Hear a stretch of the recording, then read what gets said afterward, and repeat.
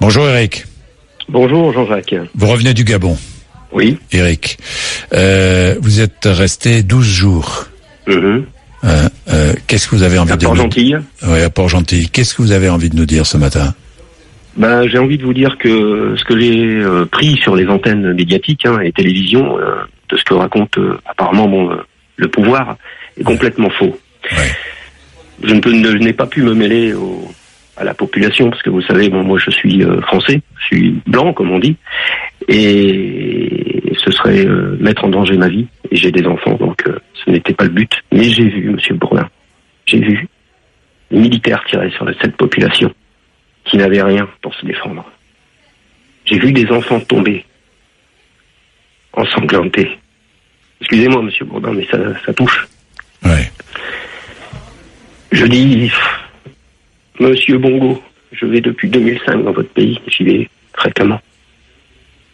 Arrêtez, vous mentez. Vous mentez.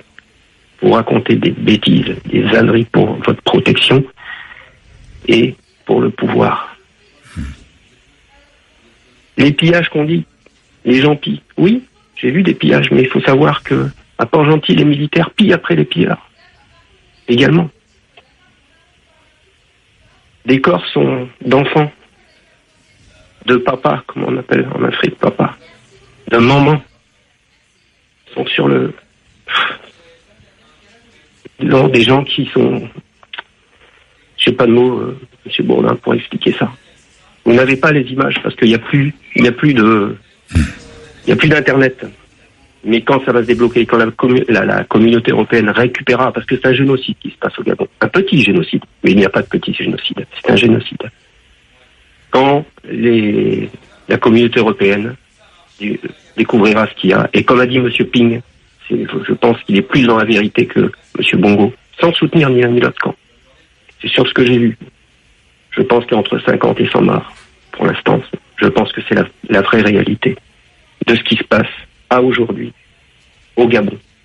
Et je demande, excusez-moi, monsieur Bourdin, je demande aux Gabonais, aux papas, aux mamans, aux enfants, fils du Gabon, à mon nom et au nom de la France, parce que la France a une grande responsabilité. Pardon. Pardon pour le sang qui coule. Pardonnez-nous. Juste pour finir, monsieur Bourdin. Allez-y, Eric. La France-Afrique, de 1960, je vais pas énumérer, du général de Gaulle, à 2011. Aujourd'hui, on est dans le réel. Monsieur Sarkozy, je ne suis apolitique, monsieur Bourdin. Je vous écoute, je vous apprécie dans vos conversations. Je vous écoute, c'est la seule radio que j'écoute de toute façon, et c'est votre émission. J'écoute un peu les grandes gueules après. Monsieur Nicolas Sarkozy, c'est vous qu'en 2009 qui avez cautionné monsieur Bongo. C'est vous-même qui l'avez cautionné. Vous avez même validé sa présidence avant la Cour constitutionnelle gabonaise. Vos allers-retours au Gabon, tout le monde sait que vous touchez des enveloppes, monsieur Sarkozy. Et ça, on peut pas savoir, Eric, on n'a pas de preuves. Mais, comme monsieur il y a qu'une chose qui me gêne. Oui, Eric, il y a qu'une chose qui me gêne. Oui. Je vais vous dire. C'est la complaisance, effectivement, de certains politiques français, et je dis bien de certains journalistes français. La complaisance avec le pouvoir de monsieur Bongo. Et certains qui ont pu voyager gratuitement là-bas ou ailleurs, grâce à l'argent de monsieur Bongo. Ce qui me gêne, c'est le manque d'indépendance et de liberté, simplement. Et aujourd'hui, on ne peut plus. Aujourd'hui, vous avez raison de dire ce que vous dites, Eric. Au-delà du parti, des partis politiques, au-delà des positionnements politiques, il y a qu'à tout simplement recompter les votes à la présidentielle. Mais monsieur Bongo ne le veut pas. Donc il ne veut pas de la vérité. Mais il va devoir le faire, monsieur Bourdin. Il y a une pression internationale. Oh. C'est pas la pression locale. C'est pas la pression française qui va l'empêcher de continuer à être président. Je vous le dis tout de suite. Mais à un moment, il faut... Vous avez vu l'embarras du gouvernement français. Est-ce que vous avez vu un seul homme politique français? Un seul homme politique français tenir des propos condamnant une tricherie au Gabon? Est-ce que vous en avez entendu un seul, Eric? Je vous pose la question. Je n'ai pas été encore assez, vous dites, mais je n'ai pas encore été assez sur l'information pour savoir si quelqu'un est condamné. J'ai appris que certains dirigeants du Parti socialiste avaient félicité M. Ping de son élection. Alors je sais pas qui, mais j'ai entendu. Alors est-ce que c'est vrai ou c'est faux? Mais M. Bourdin, nous avons une grande part de responsabilité dans ce qui se passe au Gabon. Et à un moment, en tant qu'homme, nous avons tous été élevés et eu une éducation, même si certaines personnes l'ont oublié.